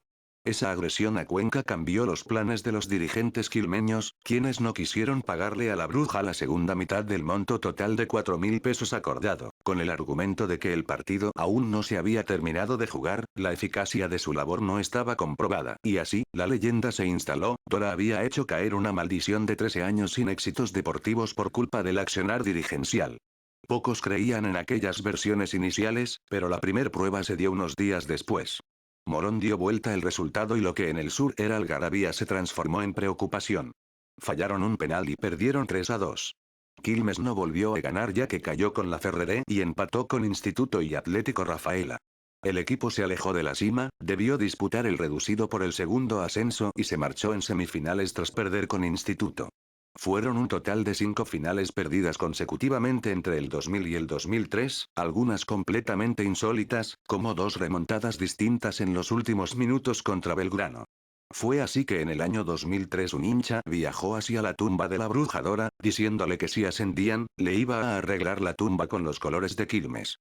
Finalmente, el cervecero logró ascender venciendo a Argentinos Juniors en la final del reducido, culminando así, con la maldición. El 14 de abril de 2012, la estadía de lo que parecía ser una estrella del club de golpe se terminó. Un escándalo en el vestuario tras la derrota por 4-1 frente a Independiente, decantó el punto final para Teófilo Gutiérrez en Racing. Aquella jornada, el delantero colombiano se marchó expulsado y cuando fue increpado por sus compañeros en el vestuario, sacó un revólver para amenazarlos. Según las crónicas que surgieron luego de lo ocurrido esa tarde en el Libertadores de América, el futbolista se enfrentó al arquero Sebastián Saja luego de que este y varios compañeros más le recriminaran sobre su expulsión. Años después, Teo diría que solo hubo piñas y nada más, ya que no tenía el corazón para disparar pero sí para pelear, y también reconoció que fue un error muy grave y que en el momento no pensó en lo que estaba haciendo. Empieza el partido, vamos ganando 1-0, gol de él. Fue fenómeno. Bueno, empieza el quilombo, que va afuera, mierda, lo echan. Y bueno, llega el partido, termina el partido, y el tipo, después del tiempo de 4, aparte nos hicieron 4, quedamos con 9. 9, echaron a Chuculini también, con 9, ¿no? Hicieron, para los vestuarios, o sea, me voy, doy mi palabra que me dio. Llego al vestuario y veo un caos general, piña, volaba de todo, nunca me lo vi. Y yo en ese momento no estaba tan desconforme porque la verdad que yo de jugador hubiese hecho lo mismo. Le habíamos dicho, no te hagas echar. Una reacción. Bueno, entonces... La bronca era con él. Obvio. Guapo al frente, se peleaba con 5, y pelea bastante bien. Lindo lomo. Bueno, saca la mochila. Saca la mochila. Caza una máquina, la saca así. No. Y el único que me quedé fui yo para hacerme el guapo. Para hacerme el guapo. No. Yo no podía correr. Corrían todos, no quedaba nadie. No. Sacó la máquina, empecé a revolear. Hasta el día de hoy nunca sabemos, dice que era para tirar, ¿cómo era? Agua, Pantita. No, ¿qué agua? ¿Sabes qué máquina? ¿Qué era? Paintball. No sé, dijo que era eso. Yo hasta el día de hoy, para mí que... era un fierro impresionante. Bueno, termina así, pero como tipo te lo compra un tipo bárbaro. Si vos estás acá, es bárbaro.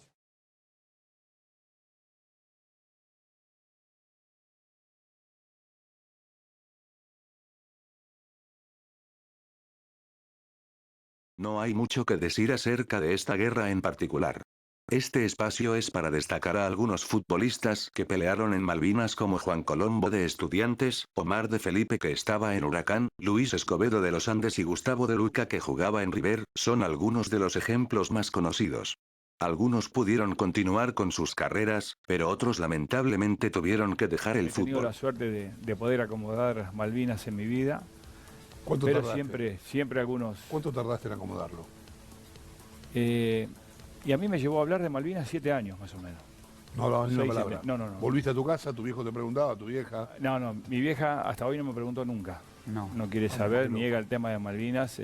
Creo que el golpe que me haya ido y mi hermano el segundo estaba en el cuartel haciendo el servicio militar. Entonces el miedo de mi vieja era que también lo mandaran. Claro. ¿Sí? ¿No lo mandaron a él? No, se quedó acá, es 63. Claro. Algunos chicos 63 vinieron, ¿sí? Bueno, es lo que nos tocó, ¿Cómo? Cuando vos te enterás que te toca, vamos con esta. Primero, recién la canción de Ciro, de Andrés Ciro Martínez, decía, le entregaron armas que no conocían. ¿Es así? No, las armas las conocíamos. ¿Sabían manejarlas? Sí, nosotros sí. Nosotros tuvimos un año de instrucción, un año de colimba. El tema que los chicos categoría 63 que llevaron, hacía muy poco tiempo que estaban incorporados. Y no tuvieron tiempo para poder... No tuvieron tiempo de tener una instrucción. Nosotros teníamos claro, en realidad, cómo manejarnos, cómo manejar un arma, cómo disparar. Teníamos claro un montón de cosas, está claro. Son los que utilizamos cuando nos tocó ir al frente. ¿Y qué es ir al frente? Qué locura. Digo, cuando vos estuviste en el frente, disparaste. Sí, nos tocó los últimos días. Los últimos 2 días nos tocó entrar en combate. ¿Y a dónde vas?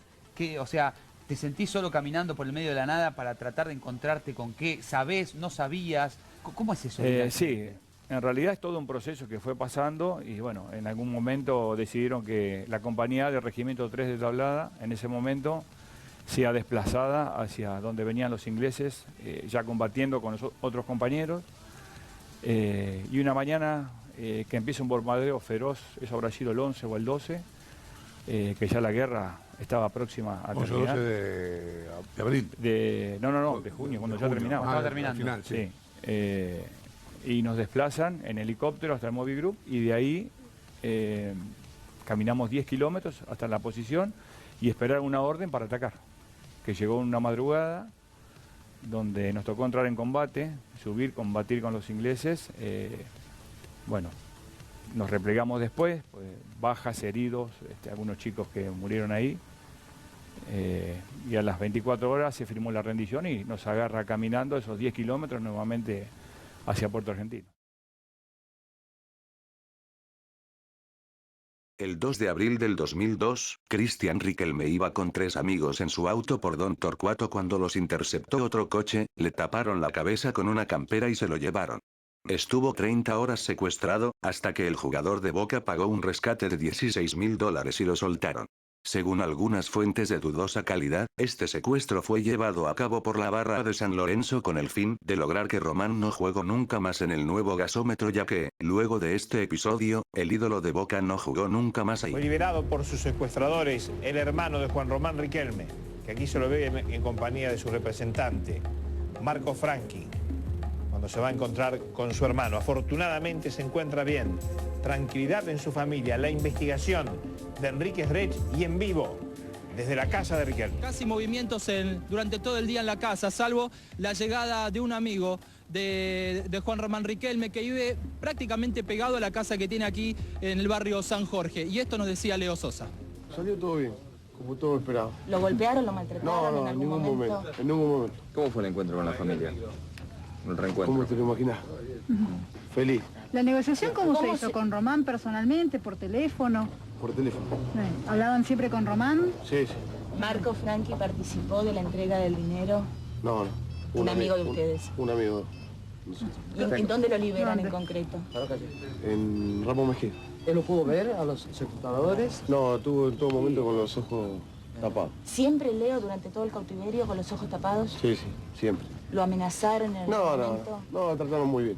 Él habla de lo que le pasó, cuenta detalles, o está un poco choqueado todavía. Está un poco choqueado, pero algo nos contó. ¿Tuvo miedo dentro de esos momentos? Sí, un poco de miedo tuvo. ¿Dónde fue exactamente el secuestro? Porque hay algunas... En Río Bombo, en Chile. ¿Qué estaba haciendo él ahí? ¿Estaba con amigos? Estaba con 3 amigos. ¿Qué dicen los amigos de todo esto que ha sucedido? No, nunca se lo imaginaron. ¿Están indignados? Nunca se imaginaron eso.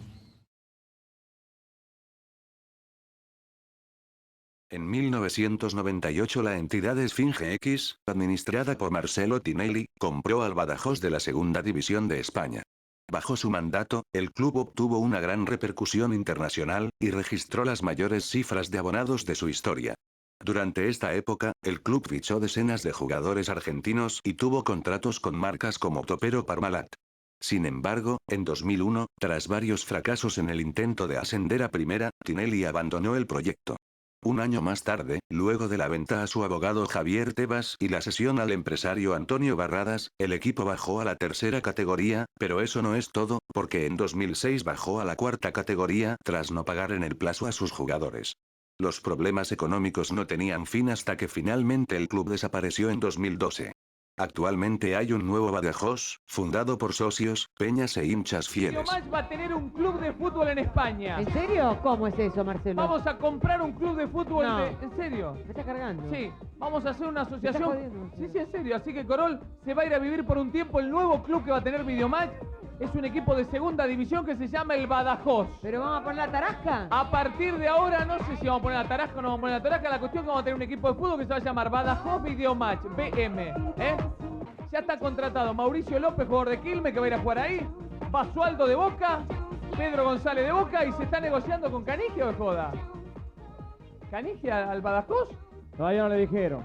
Ya está, terminó quinto, vas a ver, lo vamos a ascender y vamos a dar la vuelta todo con el Badajoz con Escoltore, que va a vender todo. Marcelo, el domingo pasado nos tocó estar en la final de la Copa del Mundo en el Estadio Internacional de Francia, en París. Hoy la suerte nos depara otro destino, el Estadio Internacional El Vivero de Badajoz. Tu estadio, Marcelo, mirá lo que es esto, impresionante. Un desastre, Marcelo. ¿Vos estás seguro de lo que compraste? Te cagaron, hermano, mirá, el pasto está peor cortado que tu campo ahí en Varadero. De todas maneras lo vamos a vivir juntos, recorrer palmo a palmo para que sepas lo que vos compraste. Quilombo, ¿qué hay con vos? Que te quiere uno, vos te quedás acá, mirá. Vos te quedás acá, de acá no te va. Para vos, porque la pretemporada va a ser muy difícil y mucho presupuesto no hay. Las galletitas Maná de limón te las está mandando Marcelo Tinelli para vos. Muy bien, con la verdura que vamos a comer esto... no Estamos como Dios en todos lados, pero no metemos un gol ni al arcoíris. Bueno, ¿hace cuánto no relatás un gol del Badajoz? Del Badajoz, pues el último partido me parece que ha sido frente a Lorense. Hace como 3 semanas más o menos. Sí, 3 semanas. Pero Un golcito del Badajoz a mí. yo, ¿Del Badajoz?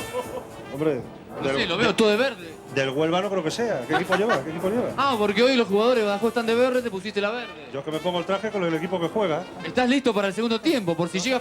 Yo garantizo 3 goles en 20 minutos. Hay fiesta en Leganés, Marcelo, volvió a perder tu Badajoz. Acá están los pibes de Leganés como locos. ¿Qué le decimos a Tinelli, al dueño del Badajoz? ¿Qué le decimos? Que ha jugado muy bien el Badajoz, pero hemos ganado nosotros.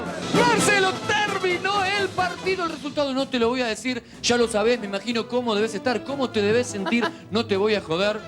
Contra el Leganés, perdieron, dejate de joder. El Leganés no le ganan a nadie, El Marcelo. nombre de Badajoz está ligado a Marcelo Tinelli, estrictamente. ya. No sé si lo recordás con mucho Sí, cariño. le recuerdo. Mejor no recordarlo, Mejor ¿no? pasar página. No, pregúntale a la gente de San Lorenzo qué tal les ha ido con él. ¿Te acordás algún buen recuerdo de esa época o nada?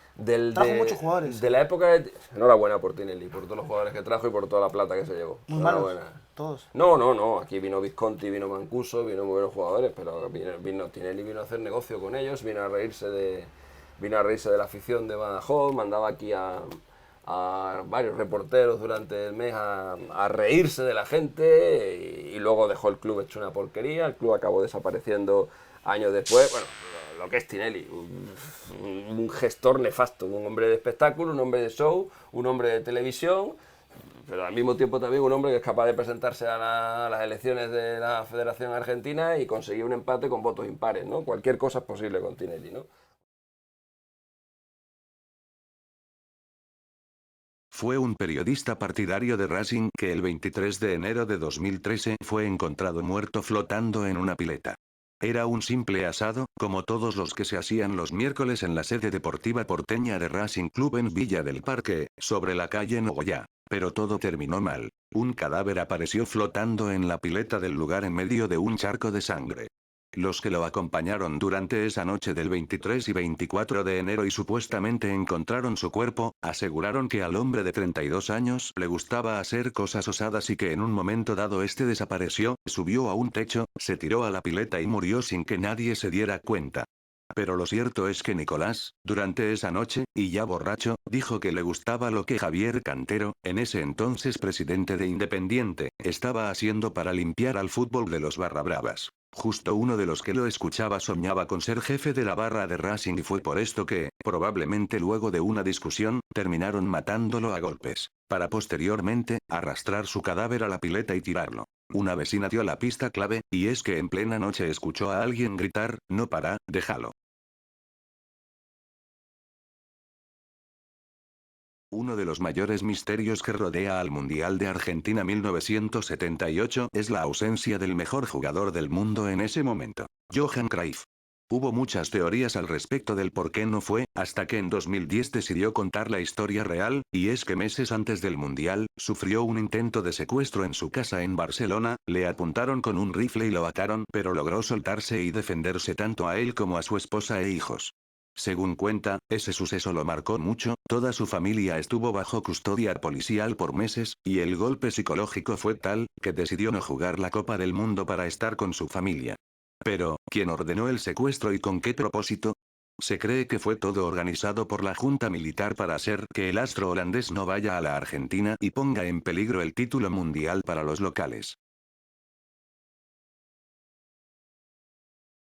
Los que conocen a Pablo Tobillino dicen que no le gusta el fútbol. O, al menos, que no le gusta como a la mayoría de los dirigentes, su verdadera pasión son los caballos de equitación. Sin embargo, sabe muy bien que ninguna actividad ecuestre le hubiese permitido atesorar el poder que acumuló trabajando junto con Claudio Tapia desde 2017. A Tobillino no lo reconocerían en casi ninguna cancha, pero es uno de los hombres con más poder dentro de la estructura de la AFA.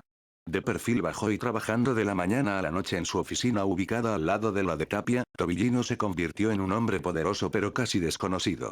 Nacido en Rosario, dueño de campos y de un establecimiento dedicado a la actividad ecuestre, creció sin tener una institución como referencia. Fue vicepresidente de Comercio Unidos de Santiago del Estero, desde ahí ayudó a construir la plataforma que llevó a Tapia a la presidencia y fortaleció su poder en el fútbol del interior hasta llegar a presidir el Consejo Federal de la AFA. Tobillino fortaleció la construcción de los clubes del interior mientras diluía a través de la reestructuración de la Primera B Nacional el poder de Ascenso Unido, el viejo grupo integrado por clubes metropolitanos que había respaldado la candidatura de Tapia. Al mismo tiempo que Tobillino crece en la AFA, siendo también el tesorero, crecen los clubes santiagueños, a Central Córdoba lo mantuvo en primera con la suspensión de los descensos, Mitre se consolida en la B Nacional y Güemes logró 2 ascensos consecutivos con muchos arbitrajes polémicos. Centro de Rojas desde la izquierda y Valente iba a cometerle penal a Vega, iba a decir el árbitro Medina, para mí incorrecto.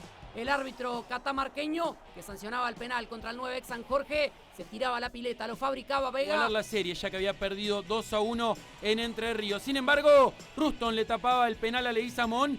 Pelota y hombre para Ramírez, el juez con polémica marca la segunda tarjeta. Y ahora la jugada de la noche, porque hay offside, ¿cierto o no? Puntano se iba mano a mano, la pelota le queda a Leguizamón en offside y marca el segundo tanto. En el segundo palo, una buena jugada individual por el sector izquierdo, la bajaba en el sector derecho para el cabezazo de Leguizamón. Nuevamente en offside, el número 9 del equipo gaucho convertía el 3-0, Martín. Vuelve Leguizamón luego de que la bajen en el segundo palo. Se ve claramente cómo vuelve, está detrás de los centrales. Y Leguizamón en offside de cabeza marca el 3-0. De esta manera vencía 3-0 a Achirense y volvía al torneo Federal A después de 3 años. La protesta de toda la gente de Achirense con razón. El equipo de Entre Ríos se quedó sin chances de ascender al torneo Federal A. Bueno, a ver, sensaciones en este partido y ante esta situación cuando parece que no va a terminar el partido. No, sensaciones, la verdad que como evoluciona el fútbol, como va creciendo el fútbol con el tema del VAR, esta gente involuciona, hace todo al revés, tienen buen equipo, tienen buenos jugadores, no hace falta. Hace 6 años se retiró este árbitro, en 2013, googleenlo, cualquiera lo puede ver, a ellos nomás lo dirige. Se jugaba la final del Nacional 1977. Por un lado, Independiente, dirigido por José Pastoriza, un gran seguidor de la figura de Perón y secretario general de futbolistas argentinos agremiados, y por el otro Talleres, uno de los mejores equipos del país en esos años. La ida en Avellaneda terminó 1-1, la vuelta se jugaba en Córdoba, la Córdoba de Luciano Benjamín Menéndez, quien pese a no ser el gobernador, manejaba igualmente la provincia con la ayuda de la Junta Militar. Menéndez sabía que una gran herramienta para hacer populismo era el fútbol, por lo que días previos a la final hubo muchísima propaganda por parte de todos los medios cordobeses apoyando a Talleres. Ya en el partido, se podía ver gente de distintas provincias que regenteaba el mismo Menéndez, para apoyar a la T, había banderas de equipos de distintas provincias, incluso algunas de Belgrano, el triunfo no se podía escapar, hasta que a los 29 minutos, el rojo marca el 1-0. Así terminó el primer tiempo, no sin antes demostrar el ambiente localista del árbitro Roberto Barneiro. En el segundo tiempo Talleres hace el 1-1 con un penal dudoso, y luego el 2-1 con una clara mano. Las protestas rojas no se hicieron esperar, fue así que luego de peleas y discusiones, se fueron expulsados 3 jugadores de Independiente. Ya resignados de que el partido estaba totalmente comprado, los jugadores del rojo se decidieron a dejar la cancha producto de la violencia de todo tipo que sufrían, tanto por el árbitro, los jugadores rivales y la hinchada, pero ahí estaba José Pastoriza, quien en el túnel de la cancha, reunió a los 8 jugadores de Independiente que quedaban y les dijo, abro comillas, ¿qué mierda se creen que son? No se retiren un carajo, sean hombres, vayan, jueguen y ganen. Y así, salieron los 8 del rojo a disputar lo que quedaba de partido. Faltando solo 7 minutos para el final, Bertoni y Bocchini hicieron una pared, Biondi se suma a la jugada, habilita a Bocchini y gol de Independiente. Nadie lo podía creer, Independiente era el campeón del torneo nacional contra la Talleres de Menéndez. Fue un futbolista fanático del black metal nórdico que militaba en el ascenso argentino. Durante su paso por Midland fue cuando decidió empezar a jugar con la cara pintada, como una forma de rebelarse ante el poder y la corrupción que había, y sigue habiendo en el fútbol del ascenso. Siempre denunció el poder que tenían los dirigentes en las categorías bajas del fútbol argentino, que se aprovechaban de los jugadores humildes, ofreciéndoles dinero para hacer que vayan para atrás o los favorezcan de algún modo. Curiosamente, Dubois afirmaba que no le gustaba el fútbol, que jugaba solo para mantenerse y porque era un deporte muy competitivo. También dijo que no comía carne roja, no fumaba, no tomaba alcohol ni drogas. Además, la poca plata que ganaba con el fútbol lo ayudaba mucho porque su situación económica era muy mala. Lamentablemente, luego de muchos años de lucha contra el sistema, fue asesinado a balazos en 2008. No se sabe exactamente el por qué ni por quién, lo que sí se sabe es que se fue solo, con el respeto de sus compañeros y el cariño de los admiradores que pudo cosechar en su carrera. Su tenacidad para exponer lo que pasaba en el ascenso lo hizo ganar muchos enemigos.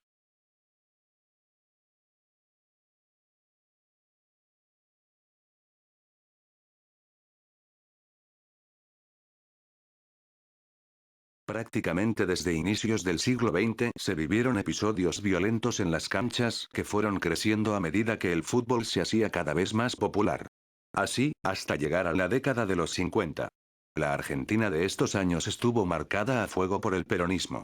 Durante principios de esta década, hubo una costumbre muy marcada del gobierno justicialista de crear movimientos y agrupaciones dentro de los mismos fieles al gobierno, y que tenían como objetivo, llevar gente a los actos públicos. Estos movimientos cada vez se hacían más populares, hasta llegar a las canchas de fútbol, la principal movida de gente que había en el país luego de los actos políticos, y como muchos peronistas eran hinchas de algún equipo, cada club terminó asimilando el mismo código de agrupaciones y movimientos dentro de una institución deportiva. De este modo fueron naciendo las barras fuertes, denominación que se usaba en esa época a los grupos que tenían como finalidad hacerse notar más que el resto. Y así, llegamos al partido entre Vélez y River de la fecha 17 del campeonato de 1958. Ese 19 de octubre, un joven llamado Mario Alberto Linker, que era hincha de Boca, recibió una invitación de un amigo de River para ir a ver el partido, cosa que aceptó, ya que no solo era un fanático de Boca, sino, del fútbol en general. El partido era malo, muy aburrido, habían pocas llegadas, aunque River estaba jugando un poco mejor pero no podía quebrar el cero, hasta que en el segundo tiempo, Vélez hizo un gol, cosa que enfureció a los hinchas de River. Faltando 10 minutos para que termine el partido, los jugadores del Fortín comenzaron a hacer tiempo, cosa que molestó aún más a la parcialidad de River, tanto que alguien le arrojó al arquero de Vélez una navaja, hiriéndolo en la mano. Debido a esto, y como faltaban escasos minutos para el final, el árbitro decidió terminar el partido, pero eso no hizo más que incrementar la violencia, ya que los hinchas de River siguieron arrojando cosas al campo de juego. Unos instantes después, el cuerpo de guardia de infantería tiró granadas de gases lacrimógenos hacia la Popular, de ese modo la tribuna riverplatense empezó a empujarse para salir de ahí mientras la guardia seguía lanzando gases, y entre tanta escapada, la tribuna quedó vacía, allí, hasta que se divisó un cuerpo inerte en el medio de la Popular. El cuerpo tenía la cabeza aplastada debido a la explosión de una bomba de gas lacrimógeno. Este cuerpo era el de Mario Alberto Linker. Con el pasar de los días la prensa y la dirigencia de River culpaban a un pequeño grupo de sacados por ocasionar los disturbios, y a la policía por la muerte de Mario, pero según estos, Mario había muerto por alguna de las tantas pedradas que se lanzaron a la cancha. Luego de este asesinato, la AFA impartió instrucciones a los clubes para restablecer la normalidad en los partidos, pero esto solo duró un par de fechas ya que nunca más se cumplieron. Unas semanas después, el Tribunal de Disciplina de la AFA le dio el partido por perdido a River y le clausuraron el Monumental por algunas fechas, cosa que no duró nada ya que la AFA suspendió las sanciones luego de que River decidiera no presentarse a jugar con Huracán. Mientras tanto, la hinchada millonaria pidió justicia durante semanas por el crimen de Mario, hasta que se dio a conocer que era un hincha de Boca y dejaron de pedir justicia, y los de Boca no querían saber nada, ya que no podían concebir que un hincha de su club fuera a ver un partido de River. Lo peor de todo, es que esto recién empezaba, e iba a seguir empeorando con el paso de los años. Los mayores problemas que hay en el fútbol argentino y mundial son los dirigentes de los clubes. En la actualidad, muy pocos equipos pueden presumir de tener dirigencias limpias que sean poco corruptas, ya que, si un club realmente quiere prosperar, inevitablemente debe tener lazos con la política o directamente debe ser manejado por una persona con mucho poder. Es por esto que mucha gente ajena al fútbol, decide usar este deporte con tal de acumular más poder, y obviamente, dinero. Sería muy difícil intentar nombrar todos los casos donde la política, la corrupción y el fútbol se entrelazan ya que son prácticamente infinitos y cada día hay más. Solo por nombrar algunos ejemplos conocidos y recientes de dirigencias que lo único que hicieron fue robar impunemente a sus clubes fueron los Moyano en Independiente, Angelisi en Boca, Seoane en Deportivo Español, Tinelli en San Lorenzo, o los casos en el ascenso donde la barra tiene más poder en un club que la misma dirigencia. Tampoco se puede pasar por alto el caso de Julio Humberto Grondona, conocido como el padrino del fútbol argentino y sudamericano, uno de los dirigentes más corruptos de la historia del fútbol, que en más de 30 años de presidencia hizo lo que quiso, regalando mundiales, mandando al descenso a equipos y sacando campeón a Arsenal, club que él mismo fundó. Este tema es muy delicado. Todos sabemos que un futbolista es un ser humano, que así como disfruta los beneficios económicos que le da a su profesión, también sufre como cualquiera. Ganar mucho dinero en tan poco tiempo, tener la vida resuelta a una edad temprana, no siempre alcanza para encontrar la felicidad. Algunos especialistas en este tema, hablan no solo del vacío y angustia que provoca el retiro, sino también, la presión que sufren muchísimos pibes por llegar a primera y poder salvar económicamente a sus familias. Estas tragedias desnudan el sistema, y al menos por un rato, los medios deportivos hablan de un tema prácticamente tabú, que es la salud mental en el fútbol.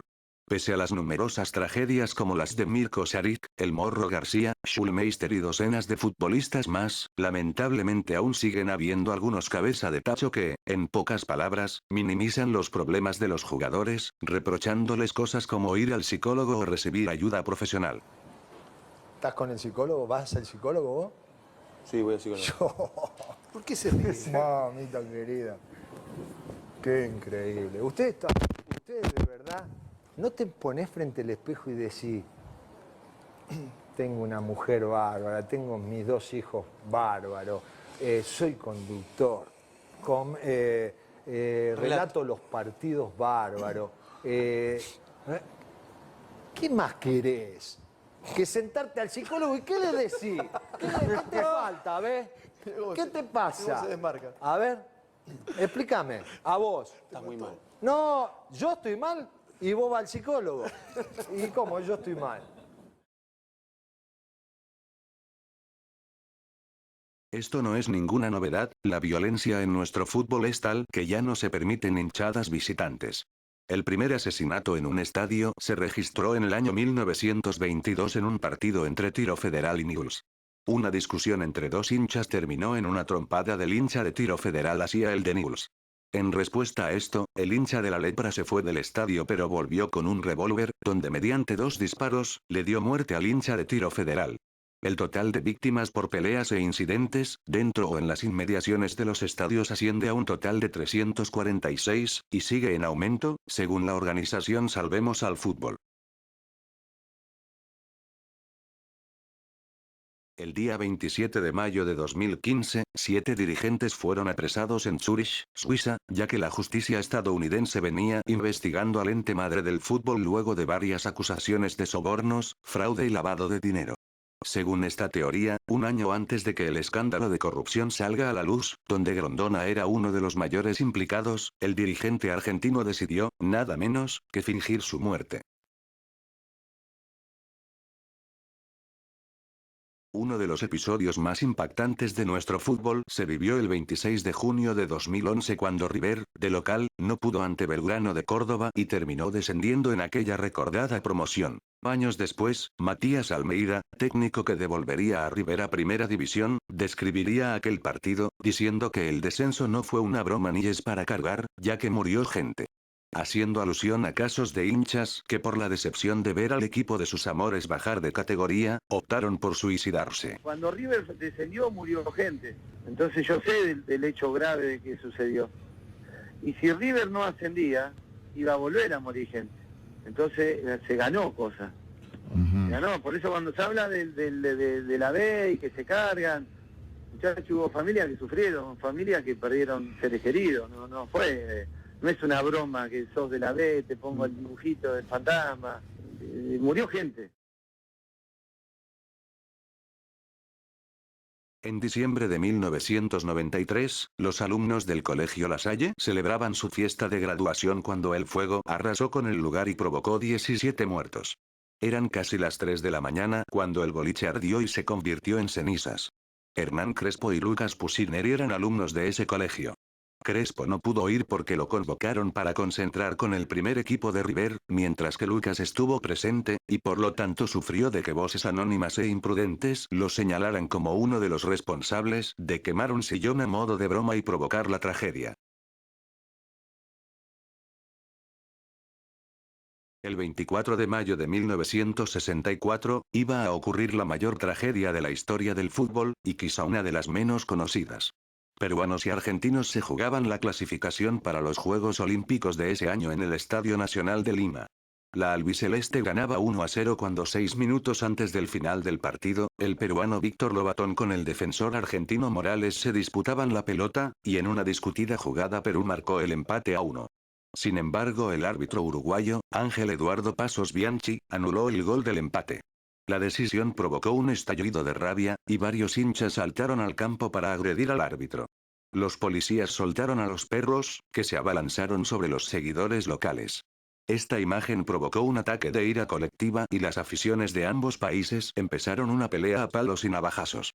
La policía peruana intentó sin éxito detener los disturbios y empeoró la situación arrojando gases lacrimógenos, lo que provocó la estampida de cientos de aficionados tratando de huir. Las puertas de la tribuna norte del estadio estaban cerradas, imposibilitando la salida de la gente. Se supo después que las puertas habían sido cerradas por la policía, en su intento de que los hinchas se calmaran y regresaran a sus asientos. Esta tragedia se saldó oficialmente con un total de 328 muertos y más de 500 heridos. Bueno, llegamos hasta el final del iceberg, sé que quedaron algunas historias afuera pero era imposible recopilar todo. Me tomó varias semanas hacer esto así que espero que le den me gusta y se suscriban para más vídeos del estilo, nos vemos pronto.